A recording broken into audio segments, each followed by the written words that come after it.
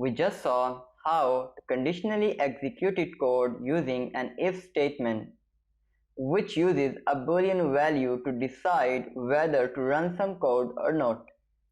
In addition to getting a boolean value from a function, we can also get these values by comparing one value to another. In PHP, we have several comparison operators. We use these to see if two values are equal or not, if one is bigger than the other, and so on. The result of comparing two values always results in a boolean value of true or false. Let's look at an example. We will begin by comparing two values. If they are equal, we do this with two equal sign like this. Now, if we look at this in the browser, we get false because 3 clearly does not equal 4. If we change this like so, now the values are equal. Then in the browser, we get true because 4 is equal to 4. In addition to comparing two values for equality, we can also compare two values to see if they are not equal to each other. The result of using this operator is true if the values are not equal and false if they are equal.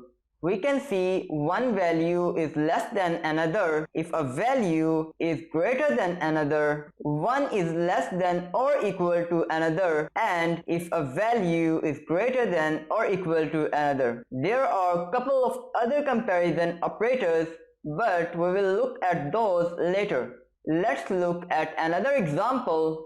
First, let's add a variable name by age like this, and then the if statement that uses the result of a comparison as its condition. So now it will return true because 21 equals to true. So when we see this in the browser and refresh, you can see condition is true. So here, if the value of this variable is equal to 21, it will print out this message. And if it is not, it will print out this another message that is in else block. Let's try another comparison operator. We will change it to the not equal operator like so, and now in the browser we get false.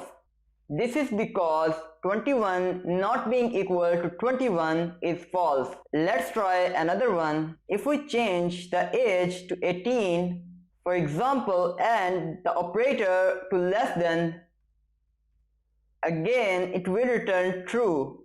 This is because 18 is less than 21. Let's change the value to the variable back to 21 and the operator to greater than.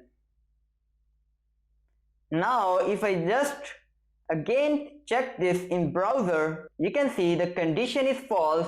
This is because 21 isn't greater than 21. Now, but if we change it to the greater than or equal to, at the same time, it is taking two conditions, whether it is greater than or equal to. So one will have to be true. Now if we just run this in browser, the condition is true because 21 is not greater, but it is equal to 21.